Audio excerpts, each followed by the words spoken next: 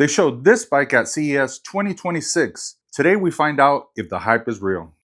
What's up everybody? Today we got something pretty interesting to check out. This is AOTOS Flux X26 Pro, an electric bike that was actually featured at this year's CES show. It got a lot of attention, definitely turned a lot of heads. This bike has some features that you're not going to see on other electric bikes. Some people are even comparing it to the Segway Cyber. Now, is that all just hype? Well, today we're going to unbox it, put it together, and see what it's all about. Let's get this thing open.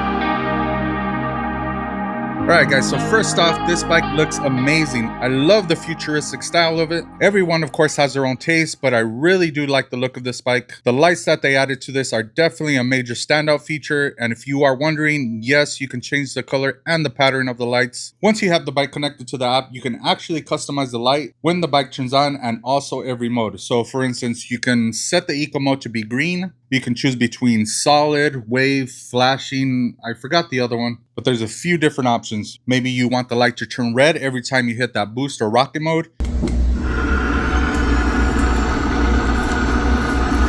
You can customize it any way you want. Now the seat here, as you notice, is a very long seat. It is made for 2 riders and it already has the passenger pegs pre-installed when you get this bike. For the tires, we have all-terrain tires. These are ST Scout tires. These are really good tires. They are 20 inches by 4, so they should perform pretty well in the dirt and off-road. Now, these aren't too aggressive. They're more like street tires, but nonetheless, this is an off-road bike, so they should be able to handle a little bit of off-roading. Now, we do get a headlight and a brake light. Unfortunately, there is no turn signals on this. I kind of feel that's a little bit of a missed opportunity because this bike already looks like a motorcycle. A lot of buyers would be using this mainly on the road, so having turn signals would have been a nice touch. And just so you guys know, the model that you're looking at here is the Flux X26 Pro.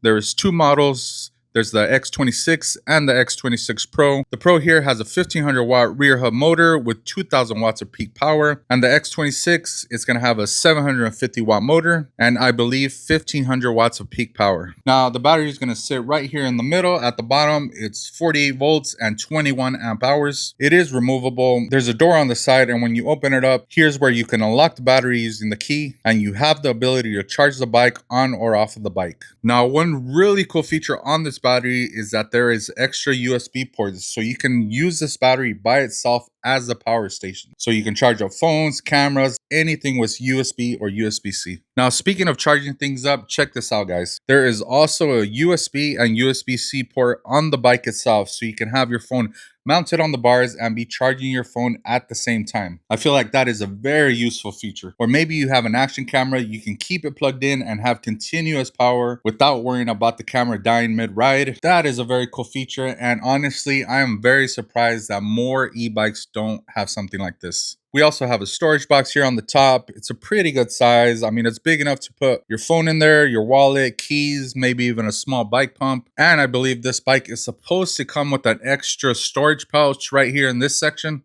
There's also supposed to be a bike lock that comes under the seat. Now, I didn't receive them, but I did reach out to the company, and it was just an oversight because I have one of the pre-production models. So if you do order the Flux X26 Pro, it will come with the storage pouch that goes right here in this area and the bike lock under the seat. For suspension, we got a rear coil spring shock, and it looks like the front forks are not adjustable, so we'll have to see how that feels once we're out there hitting some bumps. For brakes, we have 180mm rotors with hydraulic brakes, and again, we'll see how they perform later on in the video. All right, guys, I think that was it before we check out the display. I'm not even gonna talk too much about the pedals because nobody is really gonna use them. There is not even different gears on this bike or even pedal assist levels. So this bike is definitely not meant to be pedaled. I feel like the pedals are there pretty much just to keep you legal.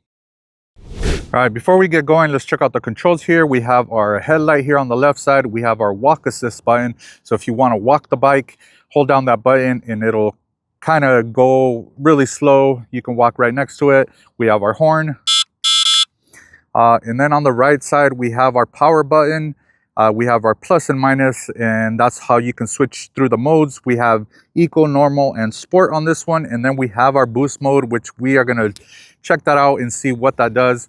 For the throttle, we have a half twist, we have our hydraulic brakes, and then we have this beautiful TFT screen. This is one of the best screens I've seen on an e-bike. It has so much information. It has your miles per hour, your watts, your distance, trip time, your battery percentage, your odometer. It tells you what level you're on. It has the time. It even has tire pressure on there. And if you're hooked up to the navigation, it'll give you turn-by-turn navigation. Like, this is a really, really, really nice screen. All right, let's get back on the road and we're gonna test out the speed. So we'll start off on eco mode and we'll give it full throttle. Here we go. We're at 13, 14, 16, 17, 18, 19, and it stopped us at 19. All right, let's switch it up to normal mode and we'll try that again. Here we go, normal mode, full throttle. All right, I can feel it going a little bit faster. 18, 19, right away, it got us up to 19. But again, it stopped us at 19. And let's try sport mode. Here we go, sport mode, full throttle. All right, 16, right away, it got us up to the 19 miles an hour, and it did it just a little bit quicker. All right, so it looks like all three modes are gonna max you out at 20 miles an hour. So let's try the boost mode and see what that does here. All right, so I'm gonna start off on sport mode and then I'm gonna hit that boost and see what this thing does. All right, here we go. All right, we're on sport. We're at 15, 16, 17, 18, hit that boost. Holy. We're at 27 miles an hour, 27.9, 28 miles an hour.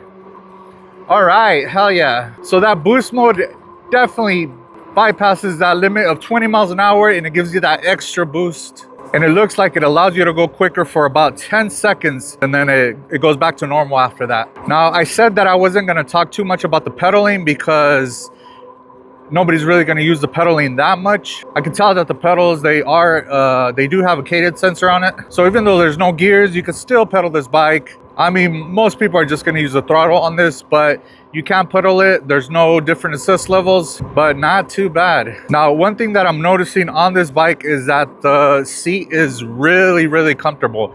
It is a huge seat. It's made for two riders. As a matter of fact, I had both of my kids riding this for a little while, and they said it was pretty comfortable, you know, and they're both pretty big people. They're taller riders and they were both able to fit on it just fine. So if you need to carry another rider, you can most definitely do it on this bike, especially because it already has the rear pegs on there, which is definitely a plus. Now, if you guys have seen some other reviews, you might have heard other people saying that the boost doesn't really do much compared to like the sport mode. All right, I'm kind of going on an incline here, so let's hit the boost. Oh, hell yeah. You definitely feel a little bit of torque. Look at that. Holy shit. Yeah, hell yeah.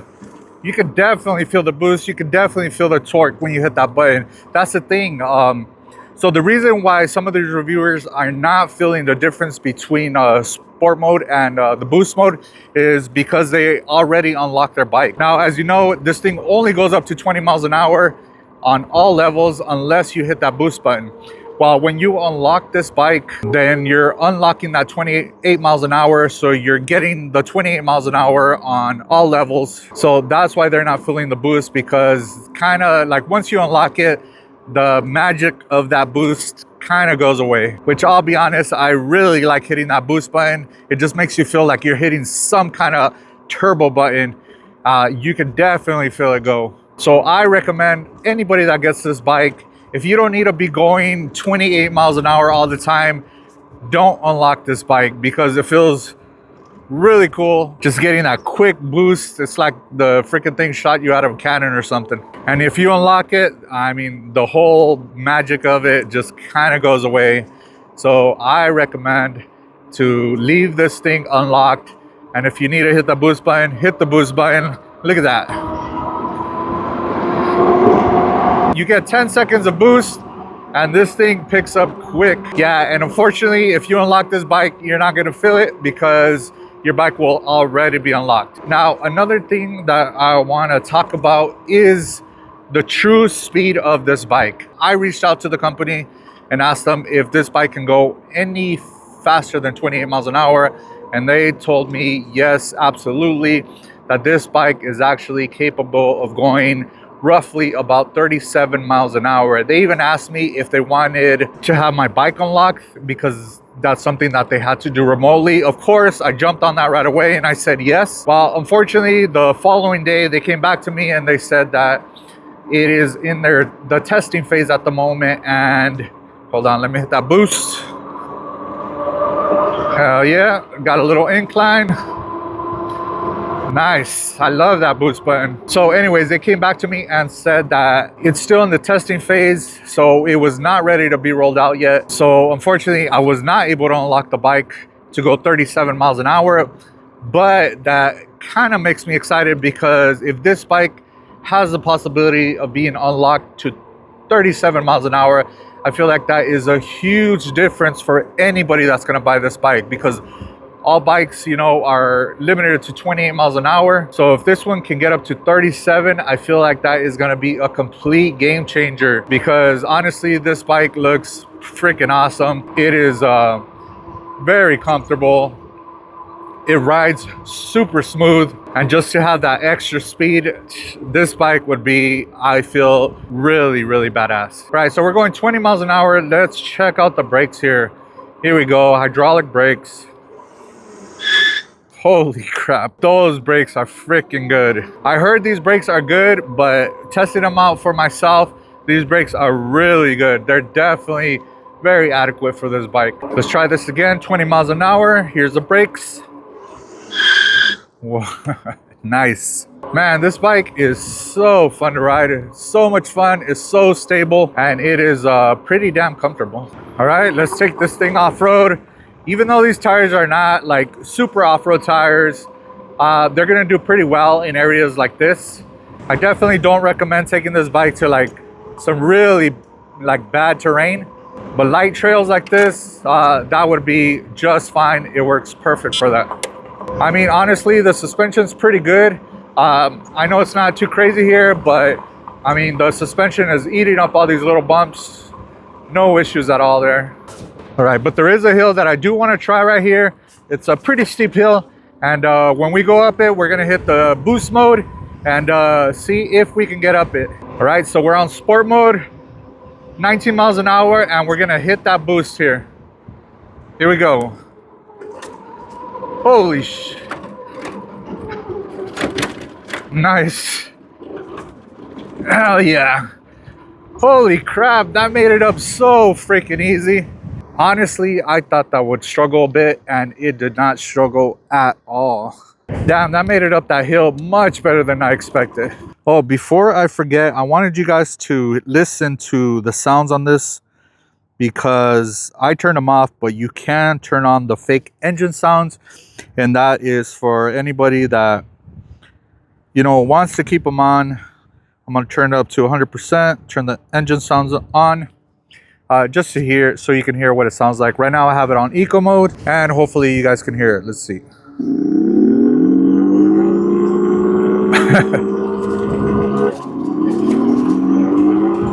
All right.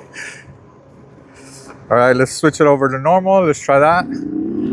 All right. All right, we got the same sound. And let's try sport mode. Just try that one. Yep, same sound again. All right, let's try the boost mode and see if we get a different sound on the boost. I'm gonna go back to the road here. Oh yeah, now we get the rocket sound. Ha, yeah, that's funny. Well, that's definitely a no-go for me. It's kind of gimmicky. It's funny, but if you wanted that on your bike, you can leave the engine sounds on. Another cool thing about this bike is that on the app, you could turn off the engine sounds, or you could even put them at 50% volume or 20% volume. So maybe you want to be able to hear the engine sounds, but you don't want the whole entire world to be able to hear them. You can set it up that way, so that's pretty cool. Again, you know, for me, it's definitely a no-go. I'd rather have them off. Yeah, if you want the engine sounds on, you can leave them on. You can put it half volume. You can customize it any way you want on the app. So at least they allow you to mess around with that, so you can adjust it pretty much to your liking.